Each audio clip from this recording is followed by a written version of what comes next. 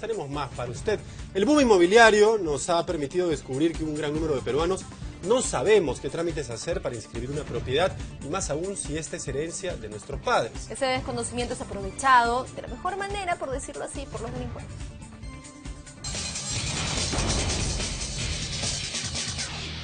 ¿Usted sabe o está informado acerca de qué hacer cuando usted quiere ceder los bienes de sus hijos? No, desconozco por completo. Bueno, no había pensado eso. ¿Por qué? Porque le parece que es un tema engorroso, quizás un poco de dinero. Claro, fastidioso debe ser. Pues. ¿No lo he pensado todavía? No. Desconocimiento total acerca de la declaración de herencia sobre bienes causa preocupación en limeños ante recientes denuncias de usurpación de propiedades. Usted debe tener en cuenta que lo que logró forjar en años puede perderlo en cuestión de horas. Es importante esto porque no es buscar que ellos fallezcan ni ver el lado oculto o el lado malo, sino darle seguridad jurídica a la familia para que los herederos hereden, valga la redundancia, la propiedad. Sí, me ha llevado casi año y medio hacer el trámite, porque las partidas de nacimiento, como no son sacadas acá nomás, sino son de provincia, porque mis hermanos han nacido en diferentes lugares, hacer las rectificaciones de las partidas, eso nos ha generado bastante dificultad, ¿no? A Eliana Luján le tomó cerca de 2 años realizar una sucesión intestada, pues su madre nunca dejó una declaratoria de herederos por sus bienes. Hoy coincide con su padre que se hubieran realizado los trámites mucho antes, no hubieran gastado más de 6.000 soles. Pero es por desconocimiento, falta de información de las personas encargadas a quien hay que influir. Por ejemplo, una persona como yo debe hacer su testamento antes de que pase esto. La ley también comprende que los hijos fuera de matrimonio tienen derecho a reclamar titularidad si es que hubieran propiedades, lo que a veces ocasiona problemas en las familias. ¿Usted cree que sí podría haber conflictos entonces? Claro que va a haber conflictos porque son varios, no son uno nomás, o 2 o 3. ¿Cuántos son? Son 7. Si quiere más información acerca de públicos más cercana a su domicilio, un equipo de asesoría. Bueno, como dice la nota, nosotros podríamos perder en cuestión de horas el trabajo de toda una vida o incluso el trabajo de nuestros padres, que nos pueden dejar una propiedad y por no saber cómo inscribirla adecuadamente podemos ser víctimas de estafadores. Para hablar del tema nos acompaña Enrique Becerra, decano del Colegio de Notarios de Lima. ¿Cómo está? Muy buenos días. ¿Cómo está, en principio, de manera general, quisiéramos saber cómo nos puede ayudar un notario a asegurar nuestra propiedad. Bueno, en primer lugar, el notario lo que puede hacer es formalizar la propiedad. Es decir, la compra-venta de un inmueble se puede hacer y es recomendable que se haga notarialmente a través de una escritura pública, que es un documento sólido que nunca se va a perder. O sea, la escritura pública va a quedar ahí en el archivo del notario, incluso cuando el notario deja de ser tal, esto pasa al archivo general. Cuando no hay una compra y venta inmediata, sino por ejemplo uno vive 20 años en una casa porque él heredaba de sus padres, pero sus padres nunca hicieron una declaratoria de herederos, ¿no? Y él está de posesionario y siente que por ello tiene derecho de propiedad. ¿Es así? ¿Tiene esa propiedad? ¿O debe hacer algún trámite en notarías para certificar esa posesión y aspirar a la propiedad? Bueno, en principio, cuando hay transmisión de propiedad, digamos desde el punto de vista hereditario, lo que hay en principio deberá haber un testamento. Pero no todos lo hacen. Si no hay testamento, claro, hay que hacer un trámite de declaración de herederos que se llama sucesión intestada.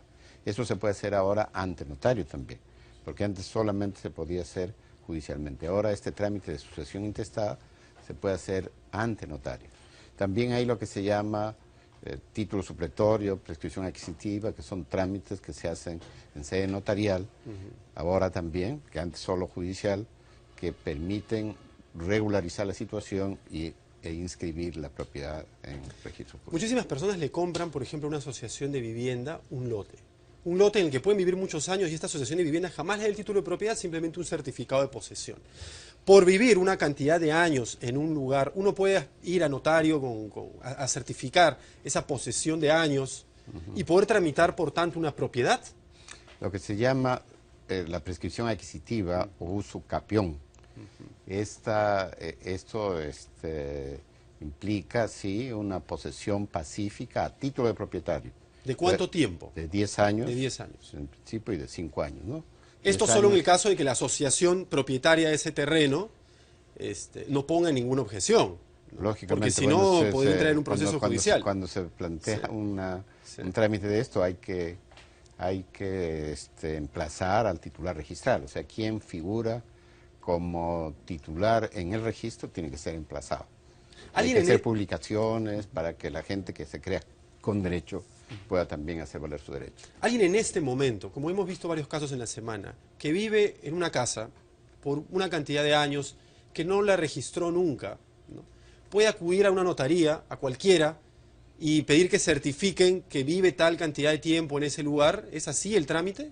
No, es un trámite especial que hay que hacer, ¿no? Hay que hacer un trámite especial. ¿Cuánto dura este que trámite? se llama usucapión o prescripción adquisitiva. Del cual me está hablando hace un momento. Más o menos esto durará 2 meses y medio, una cosa así. ¿Cuánto suele costar un trámite de este tipo? Depende de cada notario, porque usted sabe que los notarios ahora estamos sujetos en cuanto al cobro de honorarios a la libre oferta. Al mercado. Al mercado. Pero habrá un margen, ¿no? Un mínimo y un máximo. ¿O esto es muy variable? Es variable dependiendo de lo que... Primero,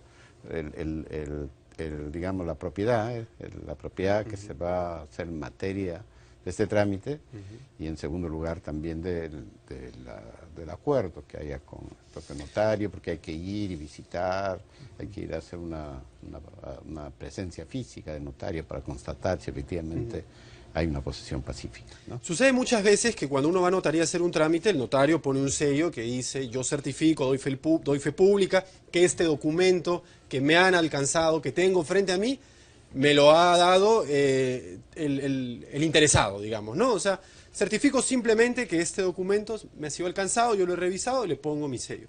Pero no hay una certificación de que ese documento sea falsificado o no. Y a veces sucede que muchos estafadores se valen del notario para formalizar una estafa. ¿Cómo puede evitarse esta situación?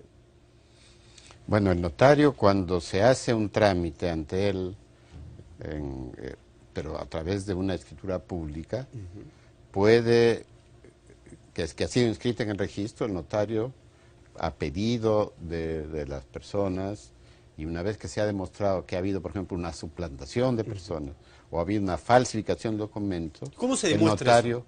El notario va a solicitar una medida cautelar en el registro. ¿Eso cómo se demuestra?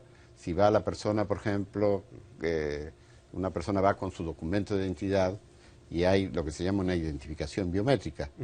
A usted, Martín, va y dice: no, yo soy tal persona, y se demuestra que nosotros tenemos un sistema de identificación biométrica con RENIEC.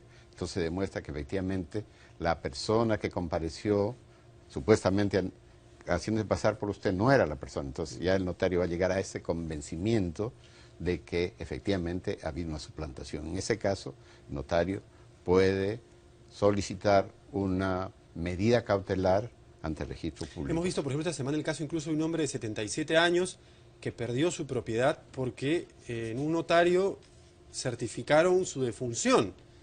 No se verificó si la defunción era real o no, y con ese documento de defunción este hombre acabó siendo despojado de su casa, ¿no? Pero el notario no certifica la Claro, defunción. claro que Eso no. tendrá No, que se ser, llevó a supongo, dar fe en- pública del en- certificado de en defunción. RENIEC, claro. Sí, claro que sí. RENIEC, Pero se RENIEC acercaron se a inscriben RENIEC matrimonios, Claro que sí. nacimiento, matrimonio de función. Por supuesto, pero se acercaron al RENIEC con el documento visado por un notario. Es decir, No puede ser. El RENIEC tiene que presentar documentos originales para este caso, inscribir una defunción. ¿Qué cosa es lo que tiene en este caso, que presentar? Digamos, el documento digamos, del hospital, el certificado del médico, etcétera. un notario tiene potestad de verificar la originalidad de los documentos que se le alcanzan.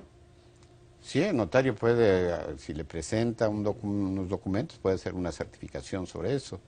Y normalmente lo que se hace es llevarle al notario un documento original y una copia. Y el notario lo que va a dar es fe de que la copia es igual al original, ¿no?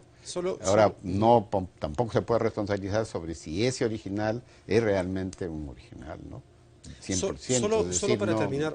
No hay ahí responsabilidad que pueda tener el notario sobre esto. Solo para terminar, en su experiencia, ¿cuál es el consejo principal que daría a aquellos que quieren o adquirir un inmueble o formalizar la propiedad de un inmueble, en cuanto a la labor de los notarios en eso? No, el consejo que les daría es que, en primer lugar, acudan ante un notario, cualquier notario. El notario tiene su oficina, que en términos de derecho notarial significa un oficio notarial, pero en términos comunes su oficina, en un lugar determinado. No hay notarios, por ejemplo, en Azángaro ni en ninguna zona de esa naturaleza. No se confíen, porque el notario tiene que tener su oficina. Entonces hay que ir al oficio notarial, hay que ir a la oficina del notario, ¿no? Y incluso... Y hay precios para todos los bolsillos. Sí, por supuesto. Incluso nosotros lo que estamos tratando es de impulsar una escritura pública de inclusión social. ¿Por qué?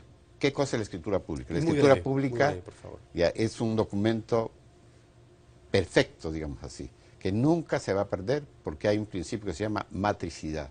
Va a estar ahí siempre, nunca se va a perder, incluso si el notario cese, muera, etcétera, renuncie, esa escritura va a estar ahí. Y lo que queremos nosotros es crear esta escritura pública de inclusión social para que todos los sectores más humildes puedan acceder a un título de esta naturaleza. Vamos a invitarlo nuevamente para hablar en extenso de ese tema porque me suena interesantísimo. Le agradezco mucho al doctor Enrique Becerra porque nos haya acompañado. Gracias. Es el decano del Colegio de Notarios. Muchísimas gracias, Martín. Gracias, muy amable. 8 de la mañana con 21 minutos, me espera aquí un momentito, vamos a hacer una pausa.